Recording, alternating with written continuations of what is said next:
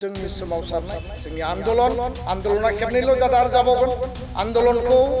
जोङो खुनु बिनिमयाव दोनथ'नाय नङा आरो सिसिटुवा लेभेलाव सावरायगोन दिनै बर' माहारियारि आफादफोरजों रायलायगोन आल्टिमेट सिद्धान्तआ लक्ष्मण रेखा बोनायनि उनाव काउन्सिल सरकारनियाव निर्भर खालायगोन बेबो साननो गोनां बिथांमोना अलरेडि 2016आव बेखौ एनअसि हरखानानै दोनदों आरो गोदानै बुंबावदों जे जोंहा जेबो आपत्ति गैया होननानै आं खावलायगोन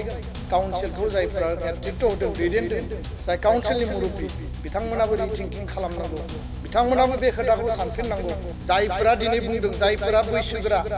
सानफ्रोमबो न' सिङाव जिरायनानै माने जुक्ति तर्क होग्रा जायफोरा पण्डित बे पण्डितफ्रा दिनै बहा गोमानानै दङ मिनानि उनावनो आहमा कटा लायोबा बर' मिसिं राभा देउरि आरो बाखि फिसा फिसौ जिखिनि जोंहा ट्राइबेल ग्रुप्सफोर दङ बिनि अस्तित्वआनो थाखानाय नङा दुलाराय बर' फरायसा आफादा जेब्लाबो जोंनि स्टेन्डआ क्लियार जोङो हारिनि जिखिनि सम आरो थासारि बे थासारिखौ नायनानै जोङो हाबा मावबोदों आरो जेब्ला जोंनि अस्तित्वनि थाखाय जि क्राइसिस फैदों जोंनि थामोनथा रैखाथियाव जोंनि सेफगार्ड जोंनि हा हु राव थुनलाइ जोंनि रांखान्थि जोंनि सोलोंथाइ जोंनि राजखान्थियारि संबिधानिक अधिकारनि जेला जोंनियाव भाबुकि फैदों जोंनियाव क्राइसिस फैदों दुलाराय बर' फरायसा आफादा मालाबाबो जों जिरायनानै थायाखै दा बेखायनो दिनै बे जि मोनसे थासारि बे थासारिखौ जोङो माबायदि अभारकाम खालायगोन बे थासारियाव जों बोरैहाय गसंथागोन आरो बयबो खौसे गसंथानायखौ जों लुबैदों रावबो इउपिपिएल रावबो बिपिएफ रावबो बिजेपि जायफोर बर' नेतृत्वफ्रा दिनै गुबुन गुबुन पलिटिकेल प्लेटफर्माव दङ जों इउनाइटेडलि जों बयबो फाइट खालामनांगौ जों बेखौसो लुबैदों बर' आफादफ्राबो खौसे जानांगौ आरो जोङो बे समाव जोंखौ जुदि गासै बिथिंनिफ्रायबो जुदि आक्रमण खालामनानै जुदि गाफ्लेनो नागिरबायबा जि अधिकारखौ जोङो शहीदनि गोथां थैनि बिनिमयाव जों मोनबाय आरो जि अधिकारखौ लानानै बर' हारिया थांना थानायनि सिमां नुदों आरो लामा हान्थिलांनायनि सिमां नुदों बड'फानि आदर्शजों गेरेमसा हारि दानायनि सिमां नुदों बे गासैबो बिथिंजों जुदि आक्रमण जायोब्ला नङा होमबा बांलादेशनिफ्राय फैनाय मानसिफ्राबो जोंनि हा हु सेयोब्ला जोंनि पलिटिकेल राइट्सखौबो जुदि सेयोब्ला आरो गोदान गोदान माखासे पलिसि माने आसनि लाबोनानै दिनै जुदि जोंखौ सेयोब्ला दिनै पलिगामियाव मा दङ सिक्स सिडुलखौ रेहाय होदों आरो सिक्स सिडुलाव रेहाय होयोब्ला बर' आरो दिनैनि ट्राइबेल मानसिफ्राथ' बेबायदि कास्टम एन्ड ट्रेडिसन गैला जे सानै साथाम साबा हाबा खालामनाय गोदो दङमोन मोनसे समाव खिन्थु दिनै जायफोरा माल्टि मेरिज सिस्टेम खालामनायनि टेन्डेन्सि लाखियो आं बे हारिनि नामखौ लानो नागिराखै लायोब्ला बिथांमोना गाज्रि मोनो दा बे जायफोर हारिया माल्टि मेरिज सिस्टेमनि टेन्डेन्सि दङ बा हाबा खालायो बिथांमोननि जनसंख्या जुदि बारायोब्ला बर' हारिनि जनसंख्या 10 बोसोराव नायलाय मा जायो दा बेखायनो गासै बिथिंजों जुदि जोंखौ आक्रमण खालायोब्ला जोंखौ जुदि गासैथिंबो सेबजोबनो नागिरोब्ला आल्टिमेटलिथ' आलादा रायजोनि बादै जोङो बिकल्प गैया आरो बिनि थाखाय जोङो परिकल्पना खालामनांगोन बिनि थाखाय जों थांखि लानांगोन आबेगाव जोङो खामानि मावनानै जों जाया आबेगखौ जोङो जास्टिफिकेसनाव आरो जोङो मोनसे जोंनि स्ट्रं आरो स्ट्रेंथआव जोङो बिल्ड आप खालामनानै आल्टिमेट टारगेटसिम जों थांनांगोन दा आवासा ओंखारदों आंबो लुबैयो दुलाराय बर' फरायसा आफादाबो लुबैयो खिन्थु जों नायदों जे बे समखौ जोङो बे थासारिखौ माबायदि अभारकाम खालामनो आरो जोंनि आल्टिमेट गलखौ जोङो बोरैहाय लांनो दा बेखायनो जोङो सरकारखौ वार्निं होदों सरकारखौ जों खावलायदों दाबि होदों दिनैबो दाबो सम दङ बे रिकमेन्डेसननि सायाव पुनर बिबेसना खालामनांगौ रिभिउ खालामनांगौ उइथड्र खालामनांगौ आरो बिनि थाखाय आसाम सरकार भारत सरकारा सरकारखौ जायफोर सालायदों सरकाराव जायफोर दा पार्टनार दङ सरकाराव जायफोर दा मुरब्बि हिसाबै दङ बिथांमोना बयबो बिनि सायाव रल आरो रेसपन्सिबिलिटिखौ लायोब्लानो जोंनि जि थासारि बे थासारिखौ जोङो अभारकाम खालामनो हागोन बा बे थासारिनिफ्राय जों उदां जानो हागोन होननानै जोंहा फोथायनाय दं बे जि थासारि बे थासारियाव नैबे जि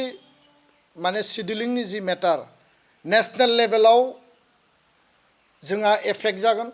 स्टेट लेभेलाव जोंनि रिजार्भेसनाव बियो एफेक्ट जागोन पपुलेसना 2 कोटि बारायनाय लोगो लोगो बेयाव ब्रेकआप खालामदोंब्लाबो बेयाव भेलिनि संख्या बाङोब्ला बेयाव एसटि प्लेननि संख्या माने खमायोब्ला पपुलेसननि अट'मेटिकेलि भेलियासो रिजार्भेसनाव माने स्टेटास मोनगोन कारन जायनि संख्या बारा बिनि रिजार्भेसनासो बारा जागोन दा बेखायनो संबिधान संशोधन खालामनानै जिकुनु खामानि मावनो हायो आरो थांनाय 10-15 बोसोराव जों नुबोदों भारतआव राजखान्थि कारनाव राजनीतिक कारनाव संबिधान संशोधन खालामनानै खामानि मावबोनायखौ जोङो नुदों दा बेखायनो माने जायफोरा दिनै बुंदों जायफोरा बैसोगोरा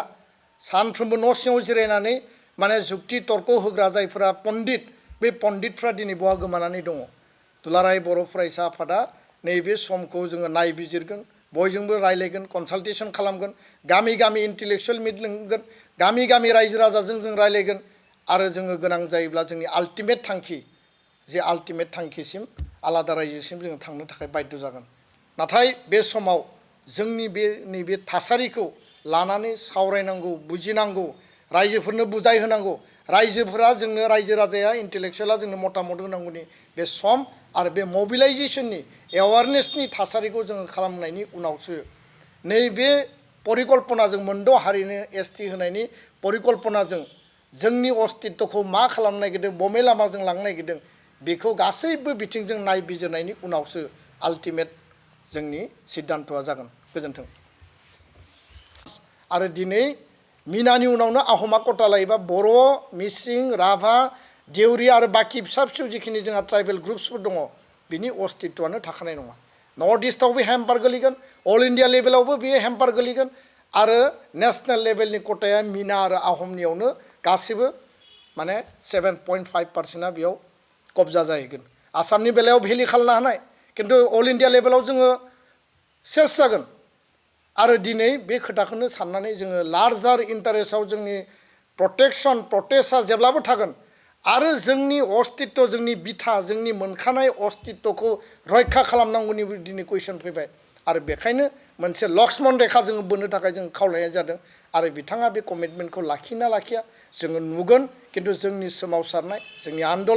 आन्दलना खेबनैल' जादों आरो जाबावगोन आन्दलनखौ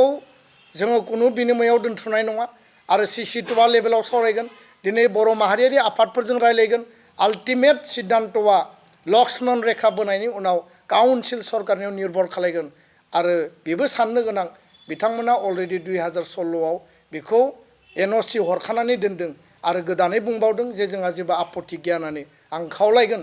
काउन्सिलखौ जायफोरा नेतृत्व होदों दैदेनदों जाय काउन्सिलनि मुरब्बि बिथांमोनाबो रिथिंकिं खालामनांगौ बिथांमोनाबो बे खोथाखौ सानफिननांगौ आरो गिबि मन्त्रि आसाम सरकार आसामनि ग्रुप अफ मिनिस्टार गासै ट्राइबेल एमएलएस आरो मन्त्रिस बिथांमोनखौबो आं खावलायदों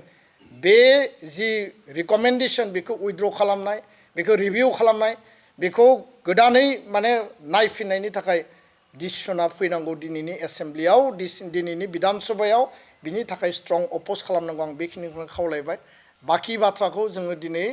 आफादफोरजों माहारियारि गौथुमफोरजों जों दिनै रायलायगोन बर'नि आफादफोरजों बिनि उनाव आरो मोनाबिलियाव सिसिटुवानि गुवाहाटीनि ट्राइबेल रेस्ट हाउसआव जोङो गासै सिसिटुवानि स्टेक हल्डार माने मेम्बार अर्गेनाइजेसनफ्रा जों सावरायगोन बिनि उनाव जोङो आल्टिमेट थांखिखौ जों लागोन जे जोंनि उननि जि परिकल्पना जोंनि जि बे जि रिकमेन्डेसननि सायाव जोंनि अस्तित्वनि जि क्राइसिसनि समाव जोङो मा मावलांगोन बे खोथाखौ जोङो रायजो राजानो जों फोरमायगोन गोजोन्थों